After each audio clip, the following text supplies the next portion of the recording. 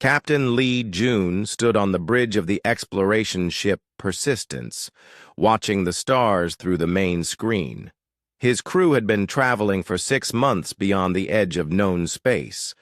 Earth was now just a distant memory, a small blue dot somewhere behind them in the vast darkness. "Captain," called Dr. Park Hana from her science station. "I'm picking up something strange on the sensors. Multiple ships approaching from the outer system." Lee June walked over to look at her readings. The ships were big, much bigger than anything humans had ever built. Their design was unlike anything in Earth's databases. Smooth curves and strange materials that seemed to bend light around them. "How many ships?" Lee June asked. 12, sir. They're moving in perfect formation. Their technology is far beyond ours." Commander Kim Tae looked up from his tactical station. "Should we prepare weapons, Captain?" Lee June shook his head. "No. We came here in peace. Let's see what they want." He turned to the communications officer. "Open a channel. All frequencies." The main screen flickered and changed. Instead of stars, they now saw the interior of an alien ship. The creature looking back at them was tall and thin, with purple skin and 4 arms. Its eyes were large and completely black. When it spoke, a translator device made its words understandable. "I am Admiral Krenth of the Galactic Hegemony," the alien said. Its voice sounded bored, as if talking to humans was a waste of time. "You are trespassing in controlled space. Identify yourselves." Lee June stepped forward. "I am Captain Lee June of the human exploration vessel Persistence. We come from Earth, seeking peaceful contact with other intelligent species." Admiral Krenth's expression changed to something that might have been amusement. "Humans. We have not heard of your species before." The alien looked at something off-screen, then back at the humans. "Our scans show you are using primitive chemical rockets." "Interesting. We have not seen such basic technology in over 1,000 years." Dr. Park Hana moved closer to the captain. She could see other aliens on Krenth's bridge. All of them looked different from each other, but they all shared the same expression when looking at the humans. It was the look someone gives to a small child playing with toys. "We may use different technology," Lee June said carefully, "but we are a space-faring civilization. We have traveled far from our home world to meet you." "Space-faring, yes," Krenth replied. "But barely. Our sensors show no energy manipulation abilities among your crew. No telepathic signatures. No biotechnology integration. By galactic standards, you are primitives." The insult hung in the air. Lee June felt his crew shift behind him, but he kept his voice calm. "We may be new to space, but we learn quickly. We would like to establish diplomatic relations with your hegemony." Krenth laughed, a sound like breaking glass.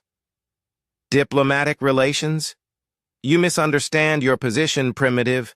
The galactic hegemony has rules for species like yours." The alien's expression became serious. "You have 2 choices. Become a client species under our protection and guidance, or face controlled pacification." "What does that mean exactly?" Lee June asked. "As clients, you would remain on your home world. We would provide basic technology and resources. In return, you would mine materials for us and follow our laws. Your ships would not be permitted beyond your home system without escorts." Commander Kim Tae spoke up. "And controlled pacification?" Krenth's 4 eyes fixed on him. "Your military capabilities would be removed. Your space vessels would be destroyed. Your species would be confined to your planet until you prove you can follow galactic law." Dr. Park Hana felt sick. This was not how first contact was supposed to go. In all the stories and movies back on Earth, alien contact was either friendly or openly hostile. This was worse somehow. The aliens were treating humans like children who couldn't be trusted with dangerous tools. Lee Jun looked back at his crew, then at the alien admiral. "We appreciate your offer, Admiral Krenth, but humanity prefers to chart its own course. We decline both options." The silence that followed was complete. Then, slowly, Krenth began to laugh again. This time, other aliens on his bridge joined in. The sound filled the human ship's speakers. "Chart your own course," Krenth said, when the laughter stopped. "You fly in metal containers powered by controlled explosions. Your weapons fire metal pellets. You have no understanding of energy manipulation or quantum mechanics. And you think you can chart your own course in a galaxy dominated by species with technology you cannot even comprehend." Lee Jun's jaw tightened, but he said nothing. Krenth gestured to someone off-screen. "I am assigning one corvette to escort you back to your home system. Consider this a warning. If we find human ships beyond your borders again without permission, we will assume hostile intent." The alien's image disappeared. On the tactical display, Kim Tae watched as 11 of the alien ships turned and moved away. Only one remained, a sleek vessel half the size of the Persistence, but clearly much more advanced.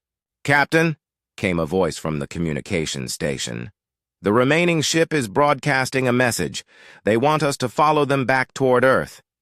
Lee Jun stared at the empty screen where Krenth had been. Around him, his crew waited for orders. He could see anger in their faces and something else. "Determination. Dr. Park," he said quietly. "Did you get readings on their ships during the meeting?" "Yes, sir. Full sensor sweeps of all their vessels.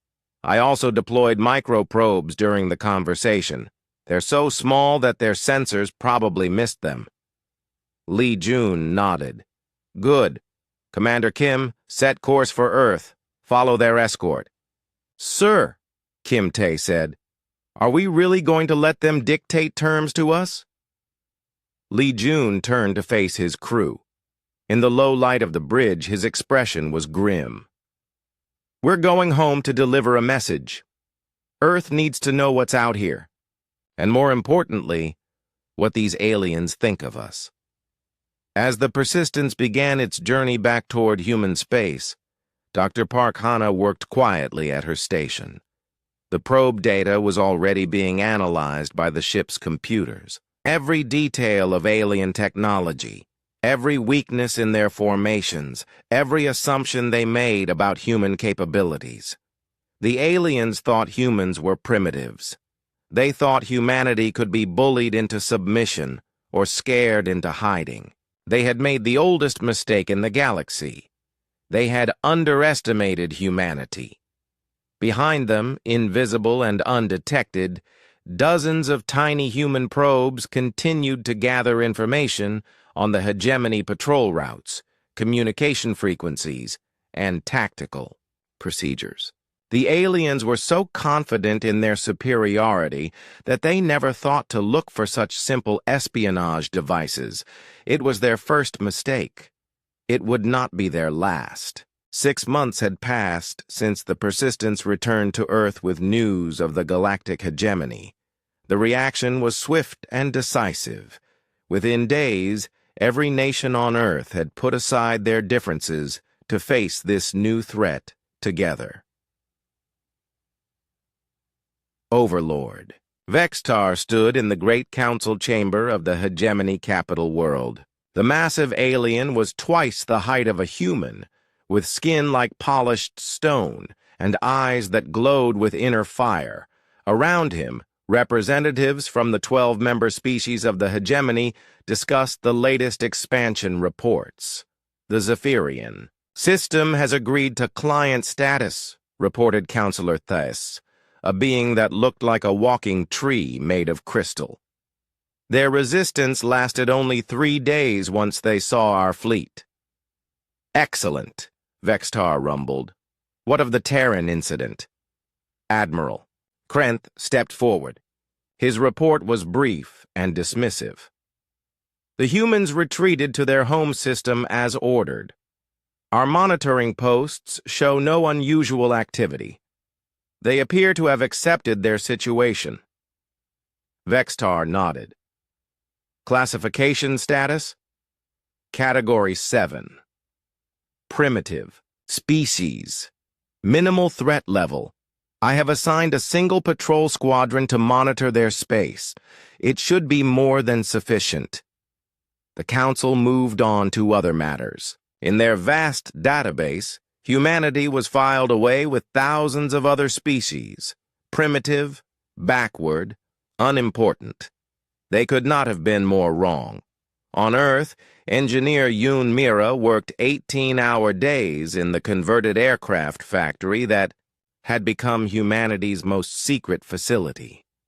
Around her, hundreds of the planet's best scientists and engineers studied the data Dr. Park Hana had gathered from the alien encounter. The energy signatures don't make sense, complained Dr. Chen, a physicist from Beijing. Their weapons seem to violate basic thermodynamics. Yoon Mira looked up from her workstation. Only if you assume they work like our weapons. Look at this. She brought up a holographic display showing the scan data from Krenth's ship. See these conduits running through the hull? They're not carrying electricity. They're carrying something else entirely. What kind of something else? Asked Dr. Martinez from the European Space Agency. I think it's some kind of exotic matter. Maybe dark energy manipulation. The point is, we can't copy it because we don't understand the physics yet. Doctor, Chen frowned. So we can't build weapons like theirs? Yoon Mira smiled. Who says we need to? Their shields are designed to stop energy weapons, but what if we don't use energy weapons? Across the facility, Commander Kim Tae studied tactical projections with Earth's top military minds. The holographic display showed the formation patterns used by hegemony ships during the encounter. They fight like knights, observed General Peterson, formerly of the U.S. Space Force. Individual ships with powerful weapons depending on superior technology to win. Kim Tae nodded. They've probably used the same tactics for centuries. Why, change what works against every enemy you've faced? But we're not every enemy, said Admiral Volkov from the Russian Navy. We fight differently. Exactly. Look at their formation spacing. They leave huge gaps between ships. They assume their individual firepower is enough to handle any threat. General Peterson leaned forward.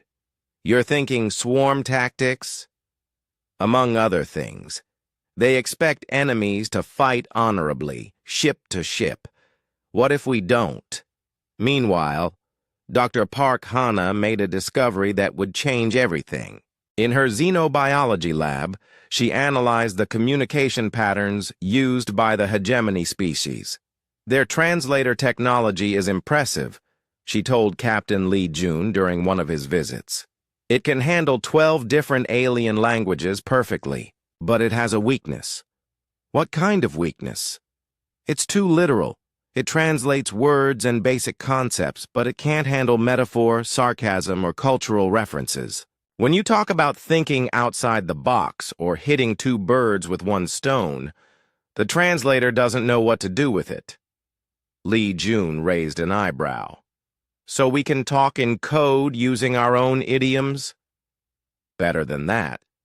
We can confuse. They're monitoring systems completely. Their computers are designed to understand straightforward communication. Human language is anything but straightforward.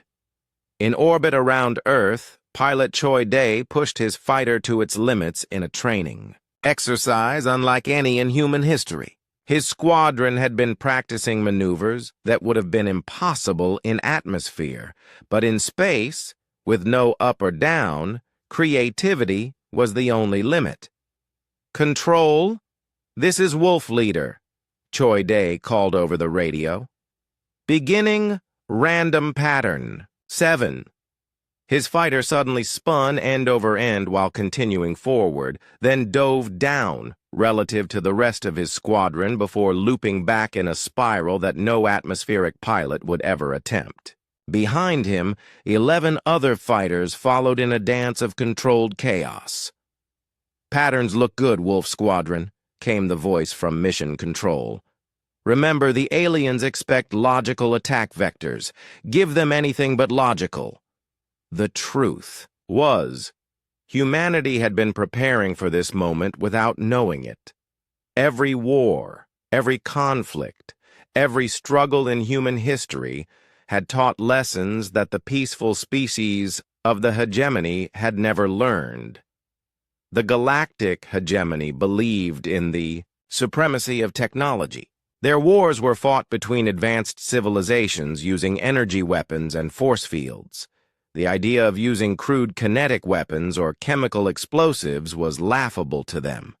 General Korth, a massive creature with tentacles instead of arms, reviewed the latest intelligence reports from the Terran system. His species, the Krellians, had been warriors once, before joining the hegemony 3,000 years ago. "The humans are building ships," his aide reported. "Primitive chemical-fueled vessels. Our analysts believe they are trying to construct a defense fleet." Korth's tentacles waved in what passed for laughter among his people. "Let them build their toys. Chemical propulsion has not been effective against hegemony shields in over 2 millennia. The aide hesitated. "Sir, they appear to be building many ships. Our estimates suggest they may have more vessels under construction than some of our member species maintain in their entire fleets. Quantity over quality is the mark of a primitive species," Korth replied dismissively. "One of our dreadnoughts could destroy 100 of their crude vessels." What General Korth did not understand was that humanity had learned something during their centuries of warfare that the hegemony had forgotten. Sometimes quantity had a quality all its own. In the outer solar system, construction proceeded at a pace that would have shocked the aliens if they had bothered to look. Automated factories built more automated factories. Human industrial capacity, freed from the constraints of planetary environmental concerns, grew exponentially. The hegemony monitoring station detected the increased activity but dismissed it as primitive manufacturing. Their reports noted that humans were playing with projectile weapons and chemical explosives, technology so outdated that no civilized species had used it for centuries. They did not realize that humanity was not trying to match hegemony technology. They were preparing to make it irrelevant. Dr. Park Hana's probes continued to send data from deep space. Every hegemony ship movement, every communication protocol, every tactical pattern was recorded and analyzed. The aliens' confidence in their superiority made them careless with operational security. Captain Lee Jun, now promoted to admiral, stood in the new command center buried deep beneath the Rocky Mountains. Around him, Earth's greatest minds worked on humanity's response to the hegemony ultimatum. "How long until we're ready?" he asked engineer Yoon Mira. 6 more months for the first wave of ships. Another year for full deployment." "And you're confident our weapons will work against their shields?" Yoon Mira's smile was fierce. "Admiral, their shields are designed to stop energy. We're not using energy. We're using good old-fashioned physics. Mass times velocity equals momentum. Their computers won't even recognize our weapons as threats until it's too late." Admiral Lee Jun nodded. The aliens thought humanity was primitive. They thought humans could be bullied into submission. They thought their technology made them invincible. They were about to learn why underestimating humanity was the oldest mistake in the galaxy. The mining colony on Kepler 442b was humanity's farthest outpost from Earth. Governor Lim Su had spent 3 years building the settlement from nothing into a thriving community of 5,000 people. The planet was rich in rare metals that Earth needed for its growing space program. Lim Su was reviewing the weekly production reports when his assistant burst into his office. "Sir, there are ships in orbit, alien ships." Through his office window, Lim Su could see bright lights descending from the sky. 12 massive vessels, each one larger than the entire human colony. Their hulls gleamed with the strange technology of the galactic hegemony. Within an hour, the aliens had landed troops around the colony's main buildings. General Korth himself strode into the governor's office, his tentacles scraping against the doorframe. "I am General Korth of the Hegemony Ground Forces," the alien announced. "This colony is in violation of galactic law. You are operating in controlled space without proper authorization." Governor Lim Su stood to face the towering alien. "This is human territory. We claimed this system legally under Earth's colonial charter." Korth's tentacles writhed in what might have been amusement. "Earth has no legal standing to claim anything. Your species has not been granted colonial rights by the Hegemony Council. We don't recognize the Hegemony's authority over human affairs." "That is unfortunate for you." Korth gestured, and several alien soldiers entered the room. "By Hegemony law, unauthorized colonies must pay tribute and accept supervision. You will surrender 30% of your mineral production and submit to our administrative control." Lim Su shook his head. "I don't have the authority to agree to that. You'll need to negotiate with Earth's government." "There will be no negotiation." Korth's voice became cold. "Your species has been classified as primitive. Primitives do not negotiate. They obey." The general turned to his soldiers. "Destroy the Eastern Mining Complex. Take 100 colonists as administrative prisoners. Transport them to the detention facility on Hegemony Station 7. "You can't do this," Lim Su protested. "These are civilians. They are subjects of a primitive species that refuses to follow galactic law. They will be held until your government agrees to our terms." Within hours, the Eastern Mining Complex was a smoking ruin. Energy weapons had melted the mining equipment into twisted metal. 100 colonists, including families with children, were loaded onto alien transports. The remaining colonists could only watch as their friends and neighbors disappeared into the holds of Hegemony ships. General Korth left a garrison of soldiers and a simple message for Earth: submit to Hegemony rule or face the consequences. The news reached Earth 3 days later through the colony's emergency transmitter. The reaction was immediate and explosive. Admiral E. Lee Jun stood in the emergency session of Earth's Unified Command Council. Around the table sat the leaders of every major nation on Earth. The holographic display showed the attack on Kepler 442b in stark detail. "They took our people," said President Martinez of the European Federation. 100 innocent civilians. "It's a demonstration," added Prime Minister Kim of the Asian Alliance. "They want us to know what happens when we resist." Admiral Lee, June studied the tactical data. "This General Korth made a mistake. He assumes we'll react like every other species they've conquered. Fear, submission, desperate attempts at negotiation." "How should we react?" asked President Johnson of the North American Union. Lee Jun's expression was grim. "With everything we have." The hegemony expected humanity to respond with diplomatic protests and offers of compromise. Instead, They got something they had never encountered in their 1,000-year history of conquest: total war mobilization by an entire species motivated by absolute fury. Within 24 hours, every human ship in space was heading toward Kepler 442b. The secret shipyards in the outer solar system went to maximum production. Engineer Yoon Mira's hybrid weapons were loaded onto vessels that had been waiting for this moment. Pilot Choi Dae led the first wave.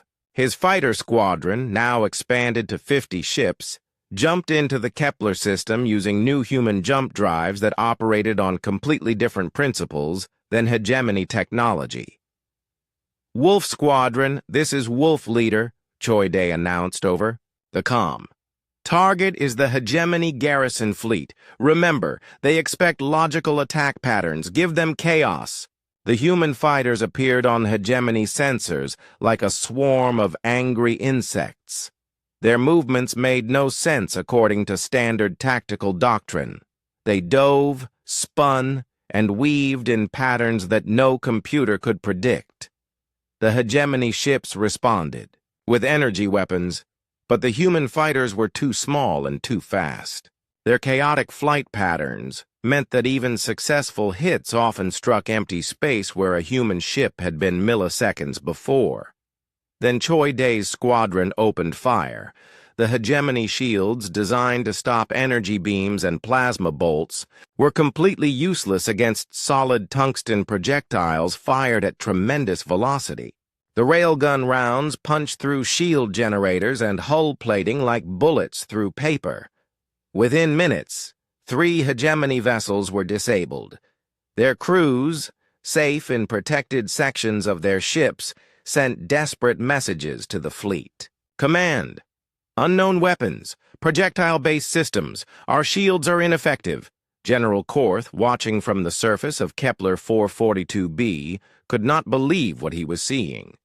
The humans were using kinetic weapons against energy shields. It was like attacking a modern tank with spears and arrows, except the spears were moving at relativistic speeds. "Launch all fighters," Korth ordered.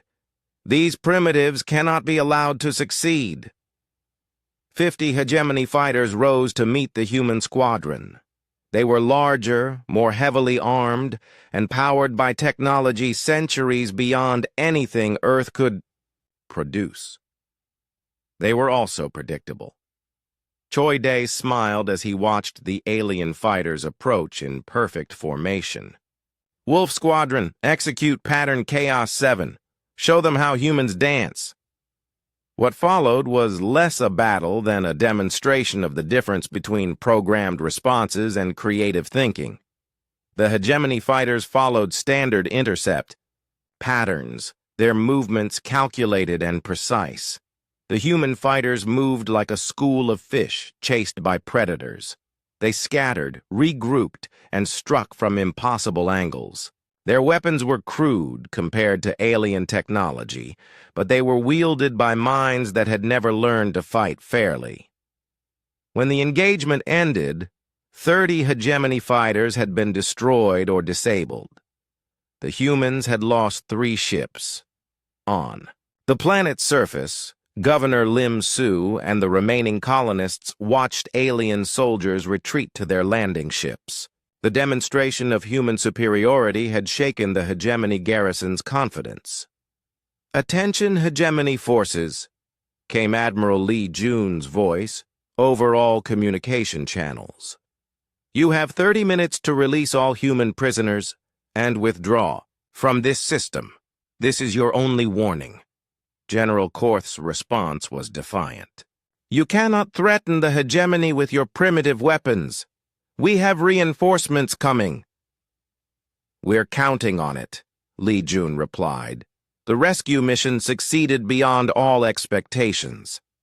Not only were the 100 human prisoners freed, but 3 hegemony vessels were captured intact when their crews surrendered, rather than face human kinetic weapons. More importantly, the entire battle was recorded and broadcast throughout the galaxy. Species that had submitted to hegemony rule watched in amazement as humans defeated supposedly superior alien technology.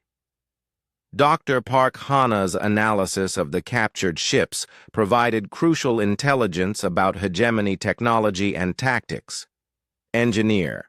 Yoon Mira's teams began reverse engineering alien systems, not to copy them, but to find new ways to defeat them.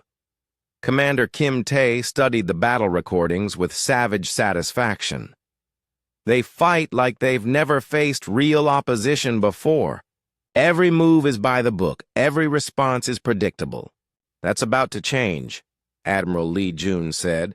The hegemony won't underestimate us again.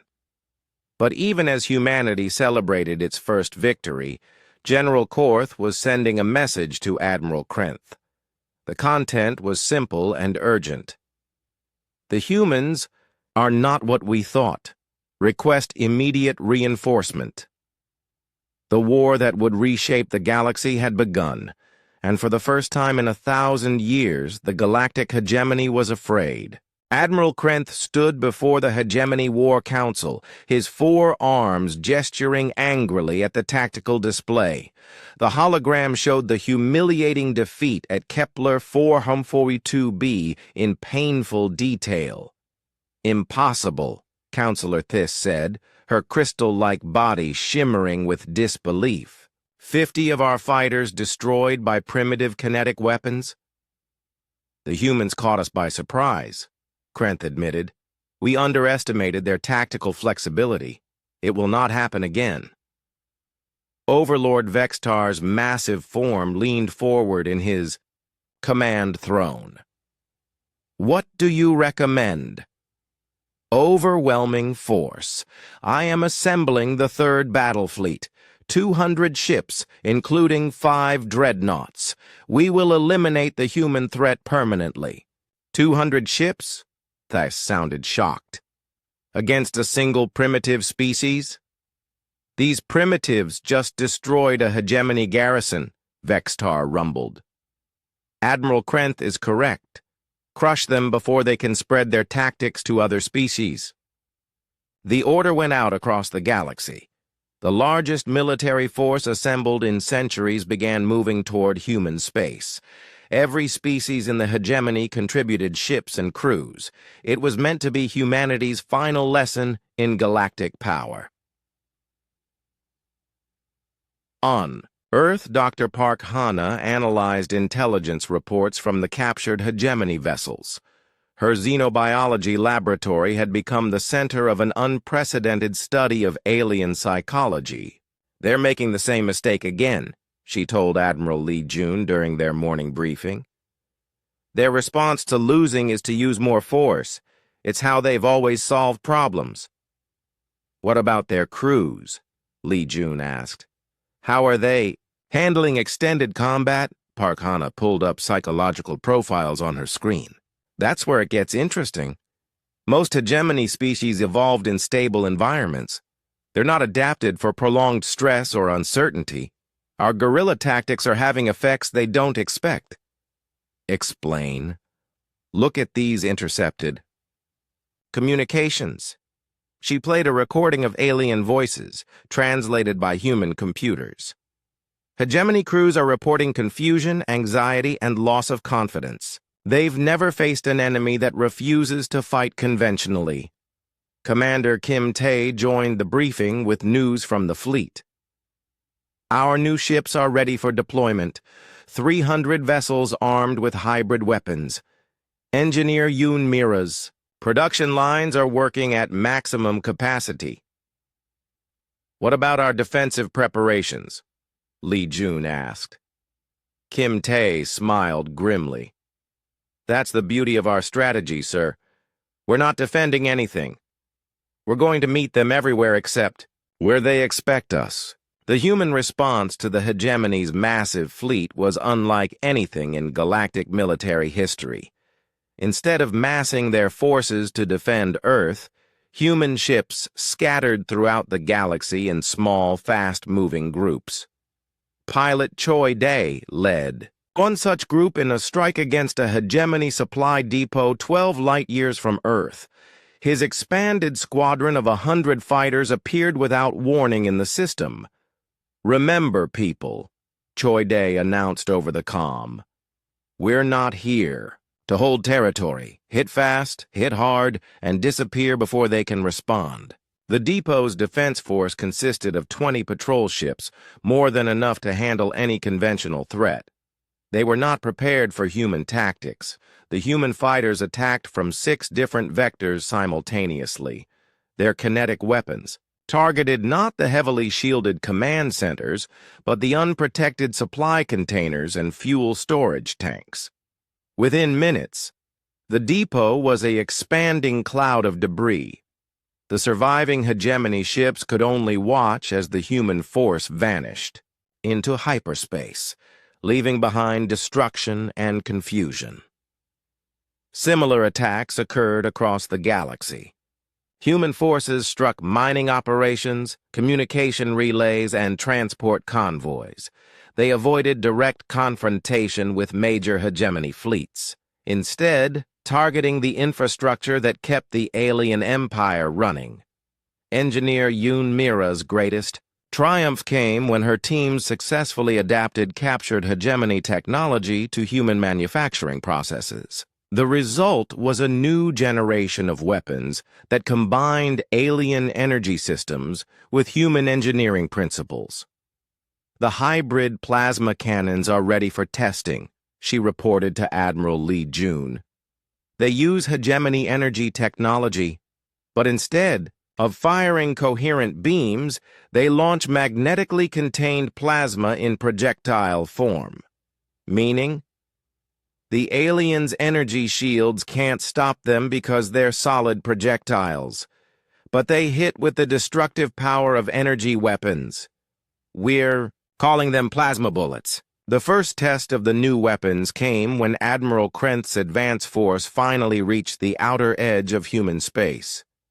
50 hegemony ships, including 2 dreadnoughts, moved cautiously through the asteroid belt beyond Pluto.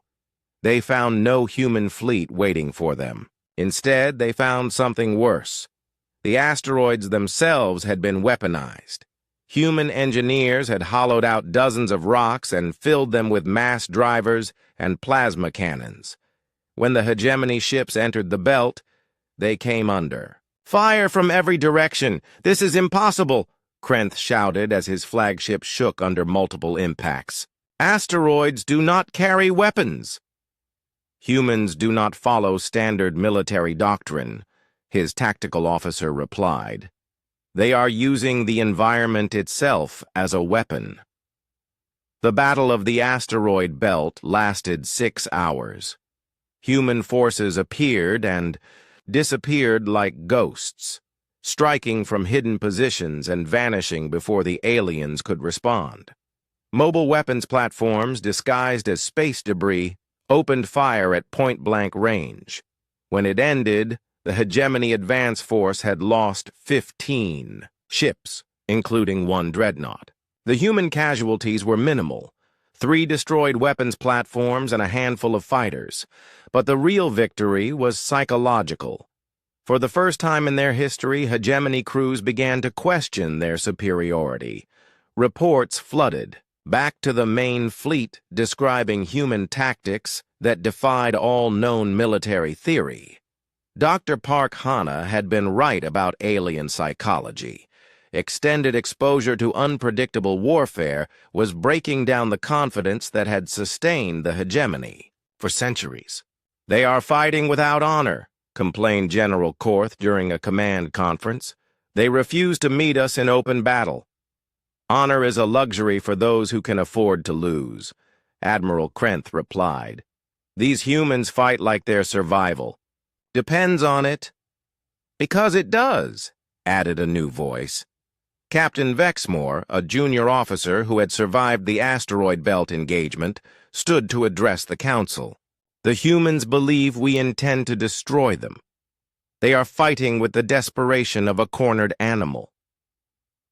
"They are primitives," Overlord Vextar rumbled. "We offered them terms. Terms that would have ended their independence," Vexmore said. boldly.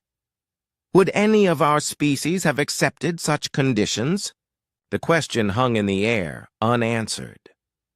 Meanwhile, pilot Choi Day was developing the tactic that would become known throughout the galaxy as the Terran Swarm. Using captured hegemony communication codes, his squadrons began coordinating attacks on a scale never before attempted. "Control, this is Wolf Leader," Choi Day reported during a strike on a hegemony convoy. "We have 500 fighters converging on target Zone 7, initiating swarm protocol." The hegemony escort ships watched, in horror as hundreds of human fighters appeared on their sensors. The small craft moved in perfect coordination, like a school of predatory fish, overwhelming point defenses through sheer numbers. Each individual human fighter was inferior to a hegemony vessel.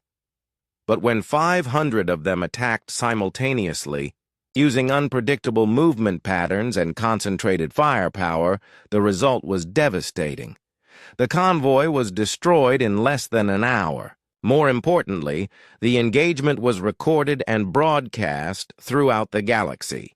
Species that had never dared to resist hegemony rule began to see that the impossible was possible.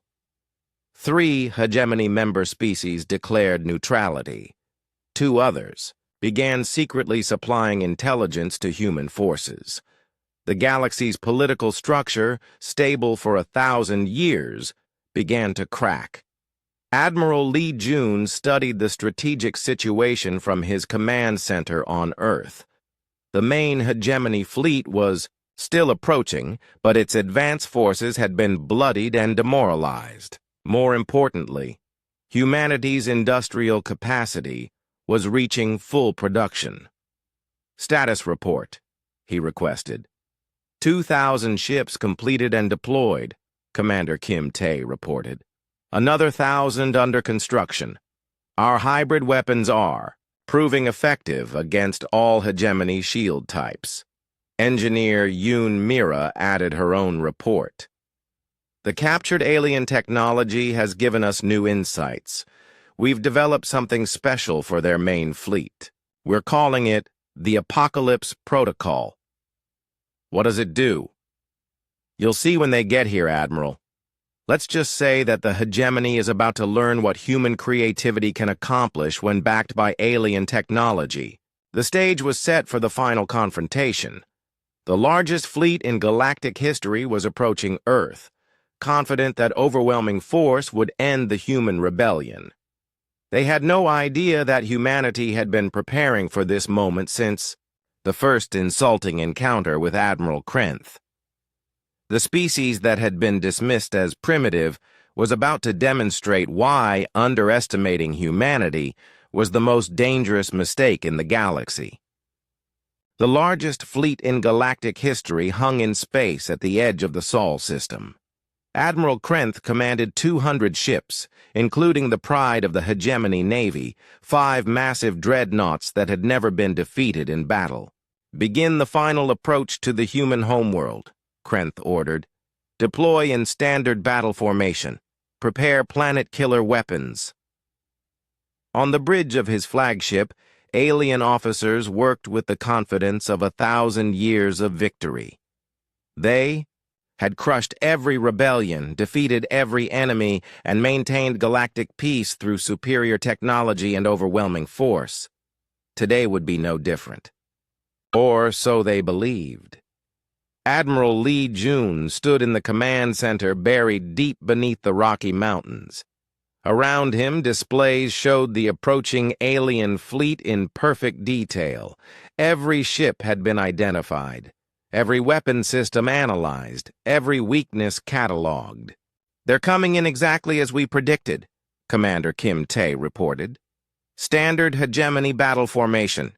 They expect us to meet them in traditional fleet combat." "How many ships do we have ready?" Lee Jun asked.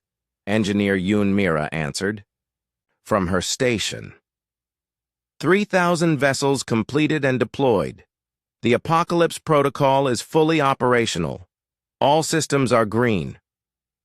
Dr. Park Hana looked up from her intelligence analysis. Admiral, we're intercepting communications from the Hegemony Fleet. They believe this will be a quick battle. They plan to destroy our orbital facilities and demand Earth's surrender. Li Jun nodded. They still don't understand what they're facing. Begin Phase 1. As the Hegemony Fleet approached Jupiter, space around them suddenly filled with human ships. Not the few dozen vessels Krenth expected, but thousands. They emerged from behind asteroids, from the gas giants' moons, and from hidden positions throughout the outer system. Impossible! Krenth stared at his tactical display in shock. Where did they get so many ships? His tactical officer, a insect-like being with multiple eyes, studied the readings. Admiral, their construction rate appears to have been far beyond our estimates. They have been building vessels at unprecedented speed. Quality over quantity, Krenth said, trying to maintain confidence. Primitive ships cannot stand against hegemony dreadnoughts.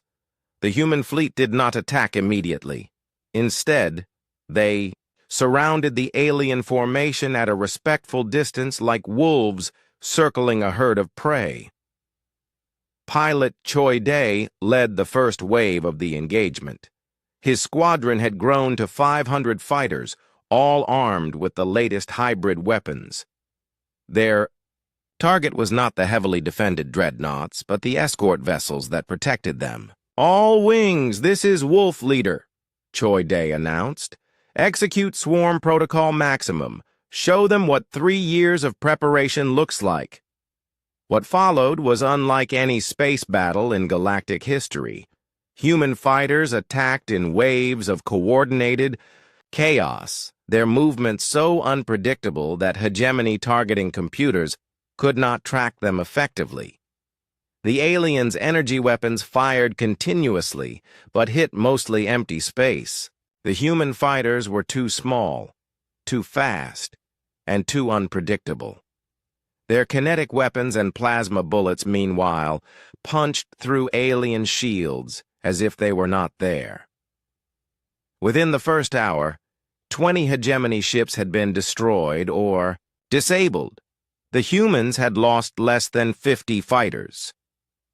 "This cannot be happening," Krenth said, watching his fleet take damage from weapons that should not have been effective. "Deploy all fighters. Activate defensive screens." The hegemony response was massive and conventional. 300 alien fighters launched from their carriers, moving in perfect formation toward the human swarm. They were destroyed in minutes. Human pilots, trained in 3 years of unconventional warfare, danced around the predictable alien formations. The hegemony fighters, designed for combat against other energy weapon users, could not adapt to kinetic projectiles fired from impossible angles. Commander Kim Tae watched the battle from his tactical station on Earth. "Phase 2 is ready, Admiral. All orbital weapons platforms are in position." Begin Phase 2. Around Earth's orbit, hidden weapons platforms that had been disguised as space debris suddenly activated. Massive magnetic accelerators powered by the planet's industrial capacity began firing tungsten rods at relativistic speeds. The projectiles crossed the space between Earth and the hegemony fleet in minutes. They struck with the force of nuclear weapons but carried no energy signature that alien shields could deflect. 2 dreadnoughts, the pride of the hegemony navy, were crippled by weapons that cost less than a single alien fighter to produce. "Admiral," his communications officer called to Krenth, "we are receiving a transmission from the human fleet." On the main screen, Admiral Li Jun appeared. Behind him, the flags of every nation on Earth hung in proud display. "Admiral Krenth," Li Jun said calmly, "you came here to destroy humanity. Instead, you have learned something important about our species. We do not surrender. We do not submit. And we do not forgive attacks on our people." Krenth found his voice. You cannot defeat the entire hegemony. This fleet is only the beginning. This fleet is your best and strongest, Li Jun replied. And it is losing to weapons you dismissed as primitive. What does that tell you about hegemony superiority? Before Krenth could answer, Engineer Yoon Mira's greatest creation activated. The Apocalypse Protocol had been built into the structure of the Sol system itself. Hidden weapons platforms, disguised as asteroids and comets, revealed themselves throughout the system. Massive energy collectors, powered by the sun itself, began charging weapons that combined alien technology with human engineering. What is that? Krenth demanded as his sensors detected massive energy buildups throughout the system. That, Li Jun said, is what happens when you give humans access to your technology and then give us 3 years to improve it. The solar-powered weapons fired simultaneously. Concentrated energy beams, guided by human targeting systems and powered by stellar energy collection, struck the remaining hegemony dreadnoughts, the alien ships designed to withstand anything in their technological database, simply evaporated under the assault. Half of the hegemony fleet was gone in seconds. Surrender now, Li Jun offered. Your crews will be treated according to galactic conventions of war. Continue fighting, and we will demonstrate more human innovations. The remaining hegemony ships opened fire in desperation. Their energy, weapons struck human vessels and destroyed dozens of fighters. But for every human ship lost, 10 alien vessels fell to kinetic weapons, plasma bullets, and the terrible focused fire of the Apocalypse stations. The battle lasted 6 hours. When it ended, the greatest fleet in galactic history was scattered, wreckage floating in Earth's solar system. Admiral Krenth, his flagship crippled and his crew captured, was brought aboard the human command ship. He stood before Admiral Li Jun with the bearing of a defeated warrior. How, was all he said. You assumed our technology made us primitive, Li Jun replied. You never considered that different technology might have different advantages. You fight with energy weapons because they are sophisticated. We fight with kinetic weapons because they work. Dr. Park Hana stepped forward. Your species have forgotten how to adapt because you never needed to. Humans have been adapting to impossible situations for our entire history. It is what we do. 3 days later, a single ship approached Earth. It was larger than any vessel in the destroyed hegemony fleet, and it came alone. Overlord Vextar, supreme ruler of the galactic hegemony, had come to negotiate personally. The meeting took place aboard the human flagship. Vextar, accustomed to towering over other species, found himself looking up at Admiral Li Jun in the ship's high-ceilinged conference room. Your species has demonstrated something remarkable, Vextar said without preamble. In 1,000 years of hegemony expansion, no species has defeated our forces so completely. Because you never faced a species that refused to fight by your rules, Li Jun replied. Indeed, we offer you full membership in the galactic hegemony, equal status with all founding species, access to all our technology and trade networks. Li Jun considered the offer. What are the conditions? None. Your species has earned the right to be treated as equals. We ask only that you share your tactical innovations with the hegemony military. Other species in the galaxy may prove as challenging as you have been. Engineer Yoon Mira spoke up. What about the species you've conquered through intimidation? What happens to them? Vextar's expression, difficult to read on his alien features, seemed thoughtful. Perhaps it is time for the hegemony to reconsider its approach to new species. Your tactics suggest that true strength comes from diversity, not uniformity. The negotiations continued for days. In the end, humanity joined the galactic community not as subjects or clients, but as a major power. Human ships, armed with kinetic weapons and guided by unpredictable tactics, became the enforcement arm of a reformed hegemony. 6 months later, pilot Choi Day led a mixed squadron of human and alien fighters to investigate reports of pirates in the Outer Rim. The pirates, a species that had terrorized peaceful traders for decades, expected to face conventional hegemony forces. Instead, they encountered human fighters moving in patterns no computer could predict, supported by alien ships that had learned to fight like humans.